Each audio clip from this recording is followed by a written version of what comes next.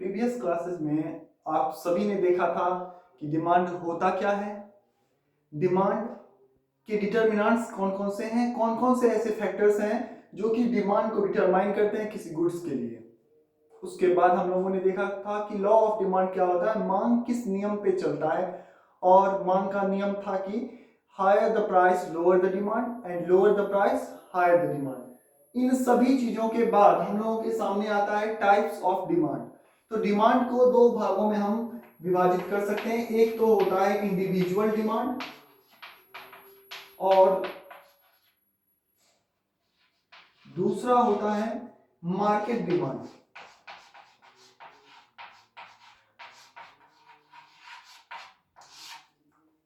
तो individual demand क्या होता है और मार्केट डिमांड क्या होता है। तो एक व्यक्ति के द्वारा या किसी एक खास संगठन के द्वारा अलग अलग प्राइसेस पे, अलग अलग मूल्यों पर यदि गुड्स का अलग अलग तरीके से डिमांड किया जाता है तो उसे हम कहते हैं इंडिविजुअल डिमांड। और मार्केट में जितने भी कंज्यूमर्स हैं उन सभी का टोटल ऑफ डिमांड कहलाता है मार्केट डिमांड। ठीक, इन्हीं दो बातों से आगे जाकर हम पढ़ेंगे कि मार्केट डिमांड शेड्यूल और इंडिविजुअल डिमांड शेड्यूल, इन दोनों से टेबुलर फॉर्म में चार्ट बनाकर तैयार कर लिया जाता है जिसे हम कहते हैं डिमांड शेड्यूल। तो डिमांड शेड्यूल जानने के लिए एक छोटा सा एग्जांपल हम लेते हैं और उससे समझने की कोशिश करते हैं। सबसे पहला इसमें प्राइस रखते हैं। दूसरा, ए नाम का एक व्यक्ति है, वो कितना डिमांड करता है इसके बारे में पढ़ेंगे। तीसरा, बी नाम का एक व्यक्ति है, वो कितना डिमांड करता है। और सी नाम का व्यक्ति कितना डिमांड करता है, ये भी पढ़ेंगे। और बाद में देखेंगे मार्केट डिमांड कितना होता है इस कंडीशन में। तो अलग अलग प्राइसेस पर अलग अलग व्यक्तियों के द्वारा जो अलग अलग डिमांड किया जाता है उन सभी का टोटल ही क्या कहलाता है, मार्केट डिमांड। तो अलग अलग प्राइस रख लेते हैं, 1 2 3 4 और 5। ए के द्वारा जब 1 रुपये मूल्य थे किसी वस्तु की तो वो 50 यूनिट डिमांड करता था। जब उसका मूल्य 1 रुपया और बढ़ गया तो वो 40 यूनिट डिमांड करने लगा। फिर 1 रुपये बढ़कर 3 रुपये हुई तो उसमें अपने डिमांड को फिर 10 यूनिट घटाकर 30 कर लिया। फिर फोर्थ कंडीशन में 20 और 10। इसके बाद बी का डिमांड देखते हैं। तो बी जब 1 रुपये प्राइस था तो 40 यूनिट डिमांड करता था। जब 2 रुपये प्राइस हुआ तो 35 यूनिट। और जब 3 रुपये प्राइस हुआ तो 30 यूनिट। 4 रुपये प्राइस हुआ तो 25 यूनिट। और जब 5 रुपये प्राइस चला गया बढ़कर तो उसने 20 यूनिट डिमांड किया। थर्ड पर्सन है सी, जिसने 10 5 3 2 और 1 अलग अलग यूनिट डिमांड किया। तो अब अलग अलग प्राइसेस पर, 1 रुपीज के प्राइस पर, 2 रुपीज के प्राइस पर, 3 पर, 4 पर और 5 पर जो ए के द्वारा डिमांड किया गया वो कहलाएगा एज इंडिविजुअल डिमांड। बी के द्वारा जो डिमांड किया गया वो कहलाएगा बीज इंडिविजुअल डिमांड। और जो सी के द्वारा डिमांड किया गया उसे हम कहेंगे सीज इंडिविजुअल डिमांड। और अगर मार्केट डिमांड हमको जानना हो तो उस मार्केट में अगर 3 कस्टमर्स हैं, 3 कंज्यूमर हैं, ए बी और सी, तो उनके द्वारा जब प्राइस 1 रुपये था किसी गुड्स का तो टोटल डिमांड किया गया 100 यूनिट और ये मार्केट डिमांड यही 100 यूनिट हुआ। दूसरे कंडीशन में ये घटकर हो जाता है 80 यूनिट्स। तीसरे कंडीशन में 63 यूनिट्स। फोर्थ कंडीशन में 47 यूनिट्स और फिफ्थ कंडीशन में 31 यूनिट्स। और यही है मार्केट डिमांड। तो मार्केट डिमांड शेड्यूल और इंडिविजुअल डिमांड शेड्यूल, अगर इन इंडिविजुअल डिमांड्स को अलग अलग करके एक चार्ट में, एक टेबुलर फॉर्म में दिखाया जाए तो वो इंडिविजुअल डिमांड शेड्यूल कहलाएगा। और जब इन लोगों का, इन सभी के डिमांड्स का टोटल करके दिखाया जाता है चार्ट में तो वो कहलाता है मार्केट डिमांड शेड्यूल। इसके बाद पॉइंट आता है डिमांड कर्व। तो जब एक इंडिविजुअल डिमांड शेड्यूल को ग्राफ पर दिखलाया जाएगा तो उससे फॉर्म होने वाला कर्व ही कहलाएगा इंडिविजुअल डिमांड कर्व, और जब एक मार्केट डिमांड को ग्राफ पर दिखलाया जाएगा तो उससे फॉर्म होने वाला कर्व कहलाएगा मार्केट डिमांड कर्व। अब हम देखने वाले हैं कि इंडिविजुअल डिमांड कर्व कैसा होता है और मार्केट डिमांड कर्व कैसा होता है। तो यहां पर सबसे पहले हम देखते हैं इंडिविजुअल डिमांड कर्व और इसको मान लेते हैं मार्केट डिमांड कर्व।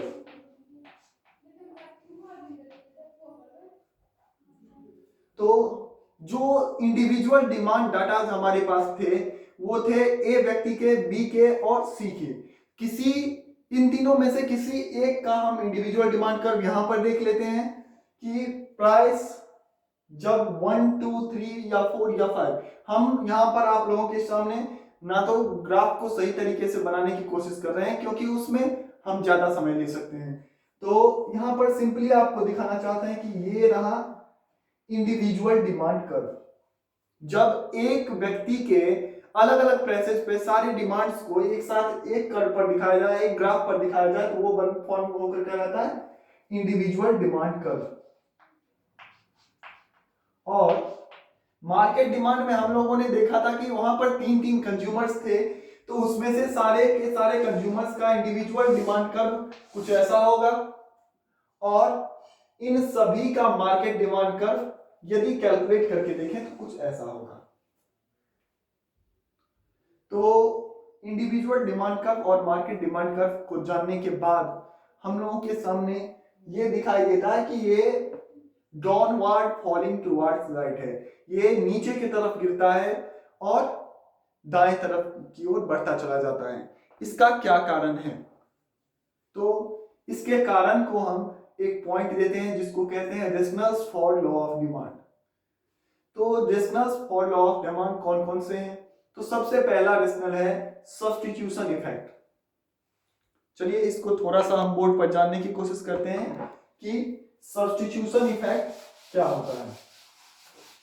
वैसे नाम से पता चल रहा होगा कि जब हम पढ़ रहे थे डिटरमिनेंट्स ऑफ डिमांड तो वहां पर हम लोगों ने बात की थी सब्स्टिट्यूट गुड्स के बारे में, मतलब प्राइस ऑफ रिलेटेड गुड्स के बारे में जब बात कर रहे थे तब वहां पर हम लोगों ने सब्स्टिट्यूट गुड्स के बारे में बात की थी।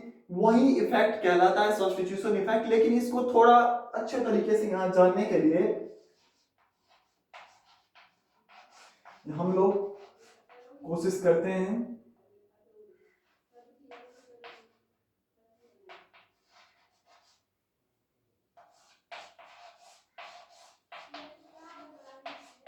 तो अगर किसी गुड्स के मार्केट में एक या एक से ज्यादा सब्स्टिट्यूट अवेलेबल हो तो उस कंडीशन में क्या इफेक्ट होता है उसके डिमांड पर, वो देखने की कोशिश करते हैं हम। तो यहां पर किसी दो सब्स्टिट्यूट गुड्स को हम रख लेते हैं, फॉर एग्जांपल कोक और पेप्सी मान लेते हैं। ये दो अलग अलग एग्जांपल है।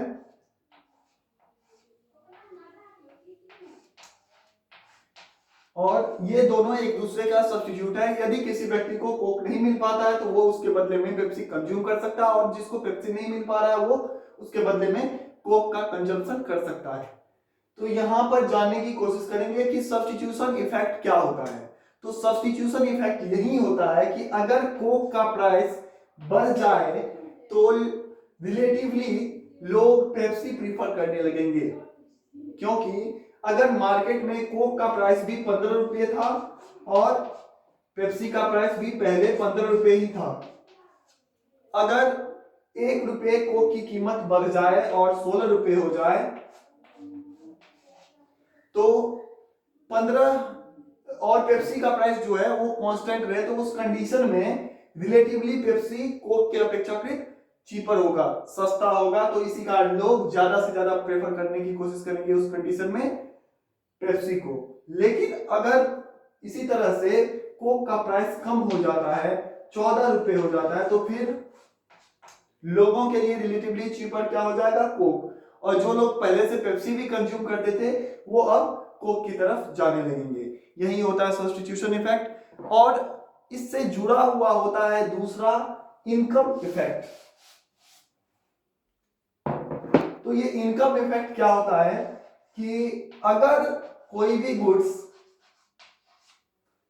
के प्राइस में कोई भी चेंज आता है, चाहे वो इंक्रीज हो चाहे वो डिक्रीज हो, तो वो सबसे पहले इनकम पर फर्क करता है, इनकम पर जोर डालता है। अगर किसी व्यक्ति का इनकम बढ़ रहा हो और उसके द्वारा डिमांड किए जाने वाले गुड्स का प्राइस भी थोड़ा बहुत बढ़ रहा हो, तो उससे उसे बहुत ज्यादा फर्क नहीं पड़ता है। लेकिन यदि किसी व्यक्ति का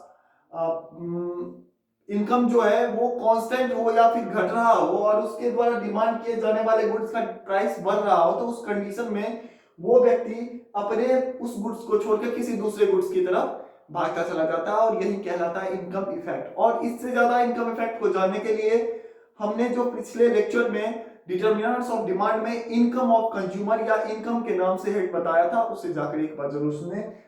तीसरा इफेक्ट और तीसरा पॉइंट यहां पर होता है प्राइस इफेक्ट, जो कि इनकम इफेक्ट और सब्स्टिट्यूशन इफेक्ट दोनों को रिलेट करता है, दोनों को एक साथ बांध कर रखता है।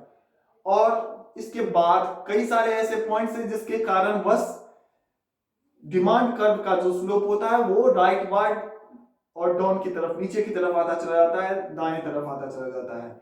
वो है नंबर ऑफ कंज्यूमर्स। यदि नंबर ऑफ कंज्यूमर्स बढ़ते हैं तो कहीं भी आपको पता है डिमांड बढ़ता ही चला जाएगा, और यदि नंबर ऑफ कंज्यूमर्स कम होते चले जा रहे हैं तो वो उस गुड्स के लिए डिमांड भी कम होता हुआ चला जाएगा। और चौथा rational for law of demand है law of diminishing marginal utility, जिसको हम यहां पर डिस्कस करने वाले नहीं है। केवल इतना ही जान लें कि जो जो आपकी जरूरतें पूरी होती चली जाएगी, त्यों तो आपकी आवश्यकताएं, आपकी इच्छाएं कम होती चली जाएगी। तो यही कहलाता है law of diminishing marginal utility. लेकिन इसको और ज्यादा एक्सप्लेन करके हम लोग पढ़ेंगे जब हम कंज्यूमर्स बिहेवियर चैप्टर की तरफ चले जाएंगे। तो इन पॉइंट्स के खत्म होने के बाद हम एक छोटे से पॉइंट्स के बारे में फिर से चर्चा कर लेते हैं। वो है expansion and contraction of demand, और दूसरा है increase and decrease of demand.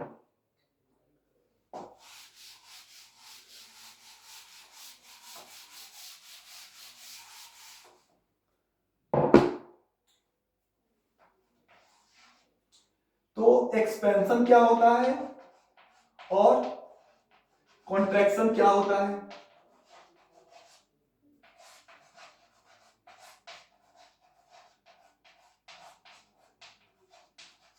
तो एक्सपेंशन एंड कॉन्ट्रैक्शन को हिंदी में कहते हैं विस्तार एवं संकुचन। तो expansion of demand curve and contraction of demand curve क्या होता है? एक्सपेंशन ऑफ डिमांड और कॉन्ट्रैक्शन ऑफ डिमांड क्या होता है? तो जब किसी वस्तु के अपने प्राइस में चेंज होने के कारण उसके डिमांड पर कोई असर पड़ता है, तो उसे हम देखते हैं कहां, एक्सपेंशन और कॉन्ट्रैक्शन में। तो सबसे पहले जानने की कोशिश करते हैं एक्सपेंशन क्या होता है। यदि किसी गुड्स का प्राइस कम हो जाता है और इस कारण बस उस गुड्स का डिमांड मार्केट में ज्यादा हो जाता है, तो हम उसे कहते हैं एक्सपेंशन ऑफ डिमांड। और अगर किसी गुड्स के अपने प्राइस में वृद्धि होने के कारण उसका डिमांड मार्केट में कम होता चला जाता है, तो उसे हम कहते हैं कॉन्ट्रैक्शन ऑफ डिमांड। तो इसका इफेक्ट अगर हम डिमांड कर्व पर जाकर देखें, तो अगर डिमांड कर्व ऐसा था हमारे सामने, तो यदि प्राइस बढ़ेगा तो डिमांड कम होता हुआ चला जाएगा, और प्राइस घटेगा तो डिमांड बढ़ता चला जाएगा। तो इस कंडीशन में कभी पॉइंट ऊपर की तरफ होगा तो कभी पॉइंट नीचे की तरफ। मींस एक ही डिमांड कर्व पर एक व्यक्ति बार बार ट्रेवल करता रहेगा, कभी ऊपर जाएगा कभी नीचे की तरफ आएगा, कभी वो अपना डिमांड बढ़ाएगा और कभी वो अपना डिमांड कम कर लेगा।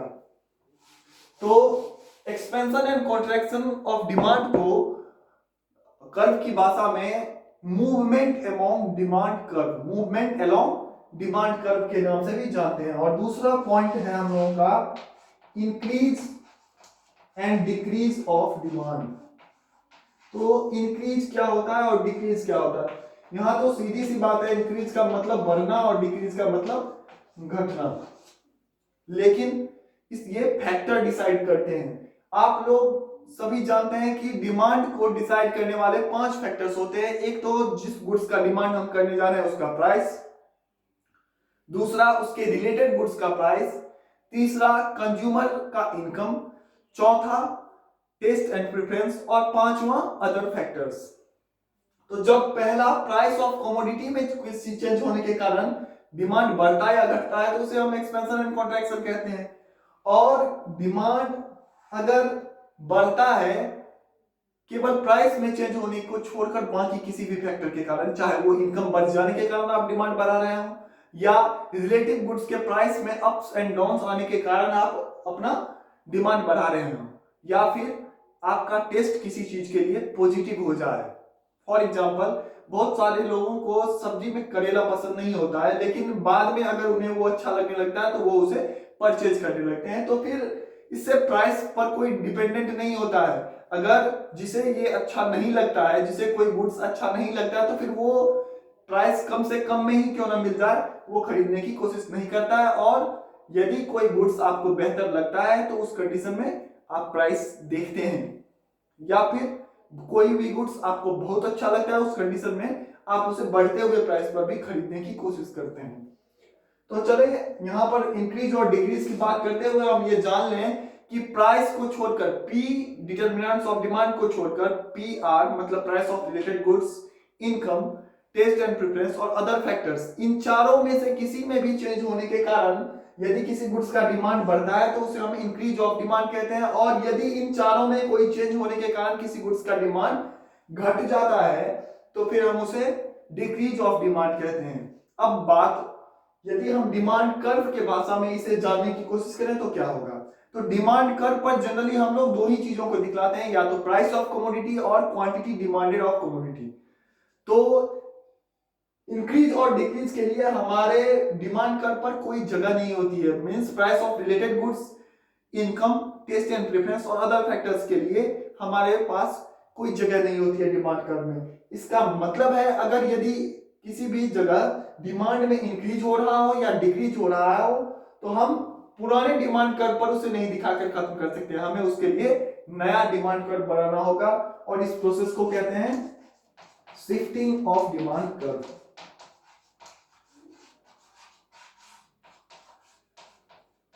और यहां पर था movement among demand curve, movement among demand curve. तो इन सभी पॉइंट्स के खत्म हो जाने के बाद हम लोगों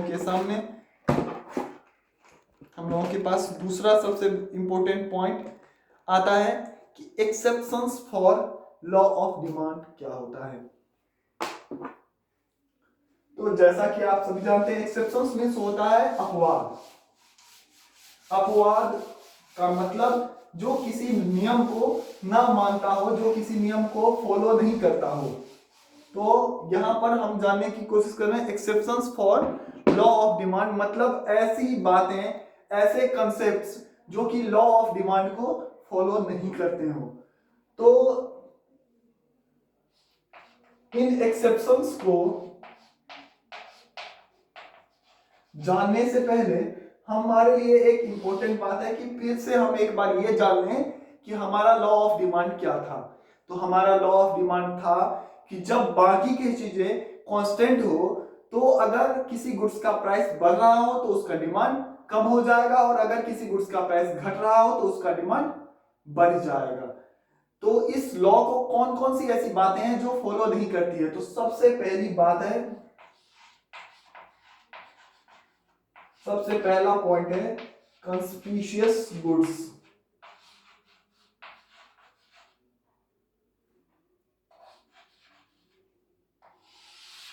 तो कई बुक्स में कंस्पिशियस गुड्स को प्रेस्टिजियस गुड्स के नाम से भी जाना जाता है।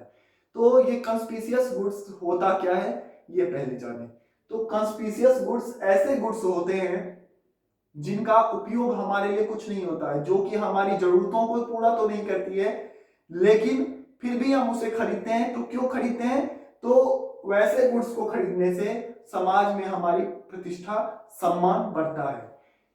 एजलैक इसका सबसे बड़ा एग्जांपल होता है और जनरली हर एक बुक्स में आपको यही एग्जांपल मिल जाएगा, डायमंड। तो जब आप कंस्पिशियस गुड्स को परचेज करने जाते हैं, जब आप किसी वस्तु को अपनी प्रतिष्ठा बढ़ाने के लिए खरीदने जाते हैं, तो उस कंडीशन में उसके प्राइस पर हम ध्यान नहीं देते हैं। फॉर एग्जांपल ये यदि देख ले, तो अगर आप डायमंड खरीदने जाते हैं और डायमंड का प्राइस 1000 या 2000 रुपया कम भी हो जाए, तो फिर आप डिमांड उसका इंक्रीज नहीं करेंगे। लेकिन अगर 1000 या 2000 रुपया बढ़ भी जाए और आप प्रेस्टीज के लिए उसे खरीदने जा रहे हैं, तो फिर आप उसका डिमांड कम भी नहीं करेंगे। तो यहां कंस्पिशियस गुड्स लॉ ऑफ डिमांड को फॉलो नहीं करता है। लेकिन इस कंस्पिशियस गुड्स के बारे में सबसे पहले स्टडी किया था सर थॉर्स्टीन वेवलेन ने।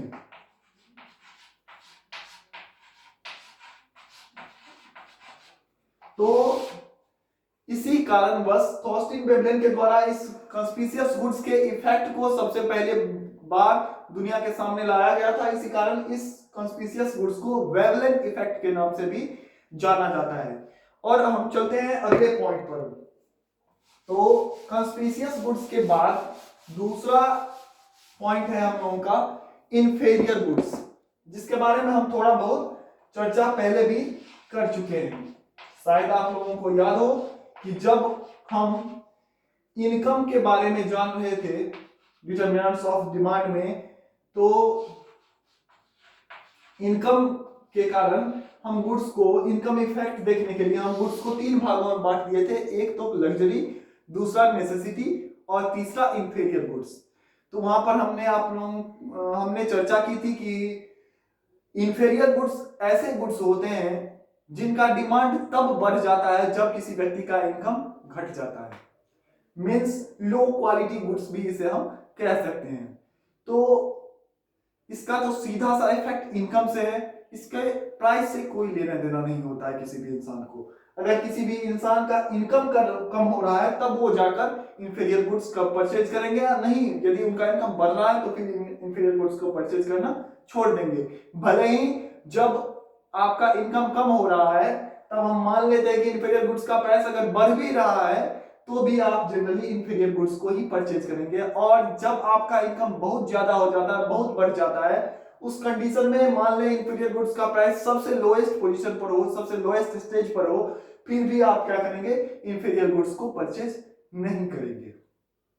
तो ये डायरेक्ट अफेक्टेड होता है इनकम से, ना कि प्राइस से। इसी कारण ये लॉ ऑफ डिमांड को फॉलो नहीं करता है। और ये इफेक्ट मींस इंफीरियर गुड्स का इफेक्ट सबसे पहली बार सर रॉबर्ट गिफेन के द्वारा हम लोगों के सामने लाया गया था। इसी कारण इस गुड्स को गिफेन गुड्स के नाम से भी जाना जाता है। इस इफेक्ट को गिफेन गुड्स के भी नाम से जाना जाता है। तो अब 2 पॉइंट खत्म होने के बाद हम तीसरे पॉइंट की तरफ चलते हैं, जो कि है हमारा डिमांड फॉर नेसेसिटीज, जरूरतों के लिए मांग। तो इसका क्या होता है यहां पर, इसका इफेक्ट क्या होता है, इसे क्यों हम यहां पर रखते हैं वो देखते हैं। डिमांड फॉर नेसेसिटीज मतलब जरूरतों के लिए मांग। अगर आप किसी वस्तु को परचेज करने जाते हैं, किसी वस्तु का डिमांड कर रहे होते हैं, तो वहां पर 3 ही बातें होती है। सबसे पहली बात कि या तो वो आपके लिए लग्जरियस होगा, या आपके लिए वो जरूरत होगा, या फिर इंफीरियर होगा आपके लिए वो गुड्स। मीन्स या तो वो आपके कार्य को आसान बनाएगा, या फिर आपकी जरूरत को पूरा करेगा, या फिर आपके इनकम कम होने के कारण आपकी जरूरतों को पूरा करने की कोशिश करेगा। तो यहाँ पर नेसेसिटीज मतलब होता है कि जो हमारी आवश्यकताओं को पूरा करे, जो हमारी जरूरतों को पूरा करे। तो इसका सबसे बेस्ट एग्जांपल अगर हम रख लें तो देखते हैं साल्ट, नमक।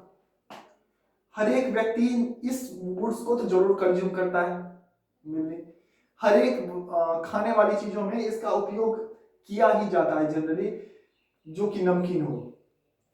तो साल्ट कंपलसरी है लोगों के लिए, और इसका पोजीशन भी जो है हमारे बजट में, हमारे द्वारा जो मंथली बजट बनाया जाता है उसमें इसका बहुत कम स्थान होता है। क्योंकि अगर कोई व्यक्ति अपने खाने पर 2000 रुपये खर्च करता है तो वो 20 रुपये या 30 रुपये मैक्सिमम वो अपने नमक पर खर्च कर रहा होगा। तो इसका पोजीशन हमारे बजट में कम होता है, निचला होता है। और बात दूसरी की ये हमारी जरूरत है, हमारी आवश्यकता है। तो अगर इसका प्राइस बढ़ भी जाए तो भी हम उतना ही डिमांड करेंगे, और घट भी जाए, बहुत कम हो जाए, मुफ्त में मिलने लगे नमक आपको, फिर भी आप नमक बहुत ज्यादा खाएंगे नहीं, बहुत ज्यादा उससे खरीद कर नहीं रखेंगे। तो इसी कारण demand for necessities is the exceptions for law of demand. तो इन 3 पॉइंट्स को जानने के बाद हम चलते हैं चौथे पॉइंट्स की तरफ, जो कि है कंस्पिशियस नेसेसिटीज। यहां पर हम उस पॉइंट को लिख नहीं रहे हैं क्योंकि कंस्पिशियस गुड्स में कंस्पिशियस और नेसेसिटीज यहां से उठा लेंगे, दोनों को मिला देते हैं तो वो बन जाता है कंस्पिशियस नेसेसिटीज। तो ये कंस्पिशियस नेसेसिटीज होता क्या है? तो ऐसी जरूरतें जो वास्तविकता में हमारी जरूरतें नहीं है, लेकिन समय के साथ, फैशन में चेंज होने के साथ साथ वो हमारी जरूरतें बनती चली गई है। जैसे एलपीजी गैस, मीन्स सबसे पहले लकड़ी वाले चूल्हे पर खाना बनाया जाता था, फिर धीरे धीरे स्टोव आया हम लोगों के सामने, फिर एलपीजी गैस। आज के डेट में किसी का घर नॉर्मली वैसा नहीं होगा जहां पर एलपीजी गैस ना अवेलेबल हो। तो ये हमारे प्रेस्टीज को भी मेंटेन करने के लिए समाज में जरूरी है, और साथ साथ हमारी जरूरतों को भी पूरा करता है। इसी कारण इसे हम कंस्पिशियस नेसेसिटीज का नाम देते हैं। और कंस्पिशियस नेसेसिटीज भी प्राइस को फॉलो नहीं करती है। भले ही आज के डेट में आपको स्टोव में खाना बनाने या लकड़ी के चूल्हे पर खाना बनाने में in comparison to LPG gas कम खर्चा आता हो, फिर भी आप एलपीजी गैस ही परचेज करते हैं ताकि आपका प्रेस्टीज भी सोसाइटी में मेंटेन रहे। तो इसका मतलब ये भी लॉ ऑफ डिमांड को फॉलो नहीं करती है। तो आज की क्लास में बस इतना ही, और बाकी के एक्सेप्शंस और कुछ पॉइंट्स जैसे कि इलास्टिसिटी ऑफ डिमांड, जो सबसे खास पॉइंट जो होगा इस चैप्टर का, उसको हम अगले क्लास में देखेंगे। धन्यवाद।